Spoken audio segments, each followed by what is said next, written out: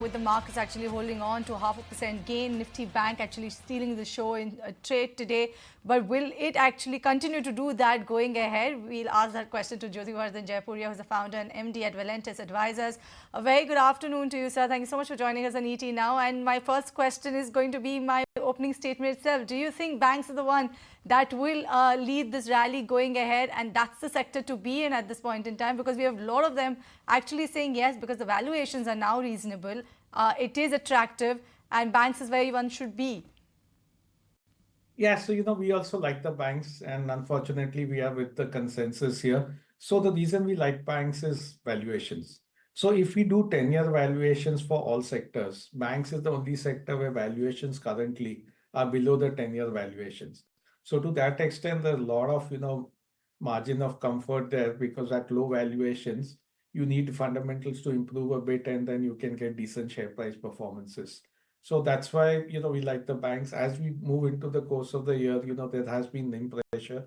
But what we've seen is RBI has pumped in a lot of liquidity in the system. So hopefully deposit growth will pick up because of that. And then, we'll see NIM starting to stabilize also. So both, valuation being very attractive, and, business fundamentals can start improving, that, gives us room for optimism on the banks. Right, Mr. Jaipuria, hi, good afternoon. This is Ankita also joining in. So banks looking attractive to you there. Let's talk about the Nifty also. We are currently, trading at a very comfortable multiple. In fact, we are in line with the 10-year averages, and we're below the 5-year average, as far as the 12-month forward PE is concerned. Is the worst really behind us? Are we out of the woods? Are we bottoming out, or are we close to the bottom? And given the weakening of the dollar, which can already be seen in the commodity prices, any further depreciation in the dollar going ahead, that augurs very well for the Indian markets. How do you see that panning out in the next few months?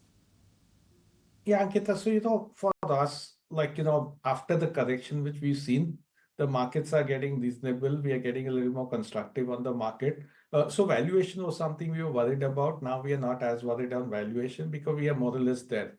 So it's not just, in a very historic India context, but even if we look at relatively, the valuations are looking okay. Now we trade around 65% premium to emerging market Ps, which is more or less in line with global averages and way below what it was 6 months back.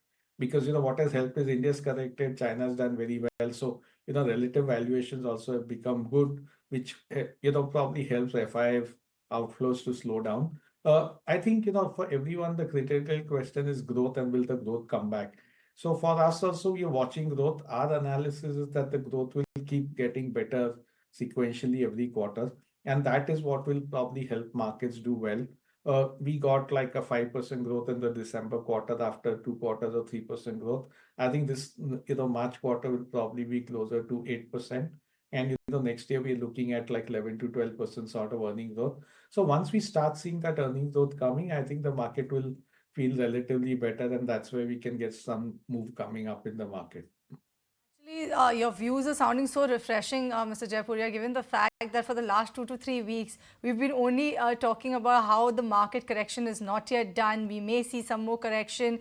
And it is good to hear the fact that now we are actually penciling in some sort of a recovery. Most part of the correction is done, and hopefully we will see better earnings growth going ahead, and that would be a key catalyst for the market. But what's your take coming in on defensives in particular? If you talk about pharma as well as IT sector, both of them are export oriented. Both of them dependent on what exactly is going to happen in the United States and the way how the things are turning in that particular front. So if you have to make your pick in the defensive pack, will it be an IT or will it be a pharma, and why? So, for us, it's pharma, where we are more bullish on than IT. And, the thing is, IT is very dependent on growth in the US. So, a lot of numbers now are showing that the growth in the US is slowing down.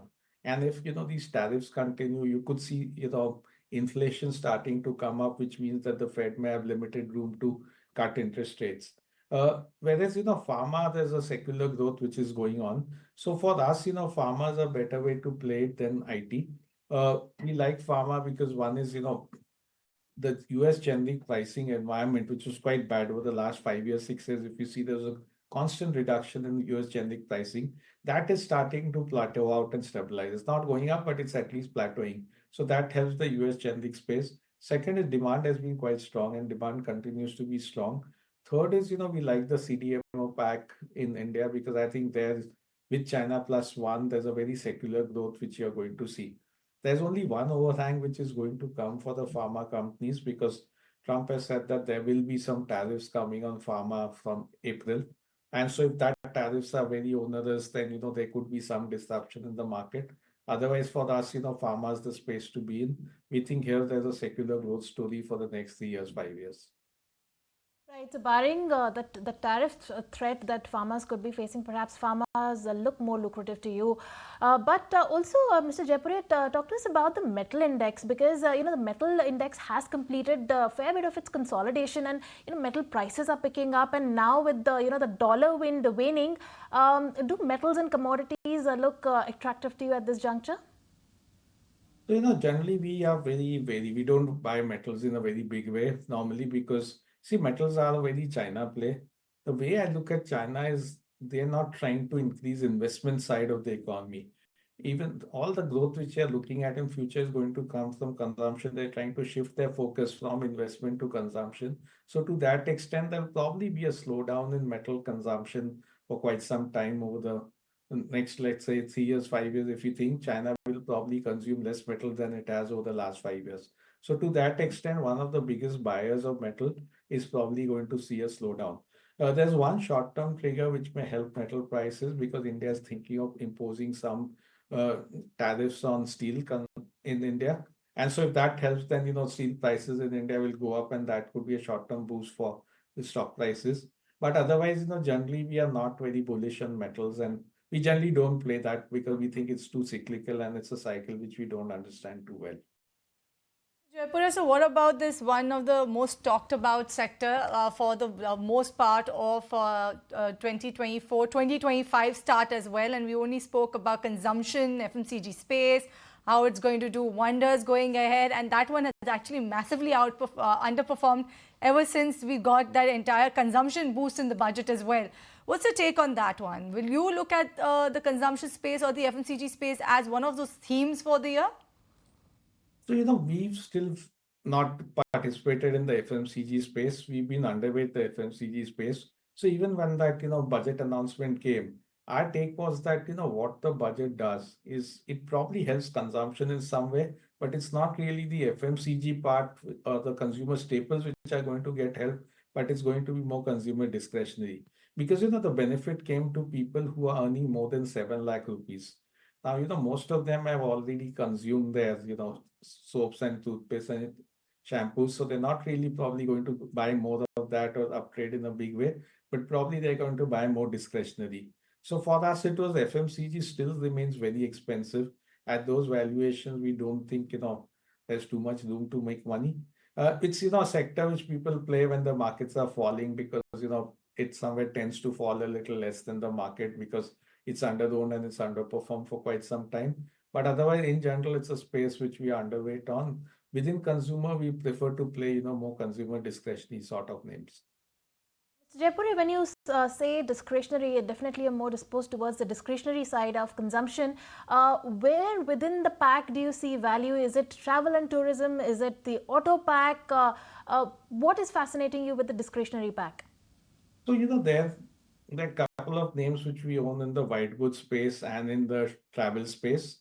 And we also like autos. We mostly pay through auto ancillaries because there are a lot of auto ancillaries which are doing well and which probably because they supply to 2, 3 different manufacturers and they keep adding some product or the other, they tend to grow much faster than what some of these OEMs do.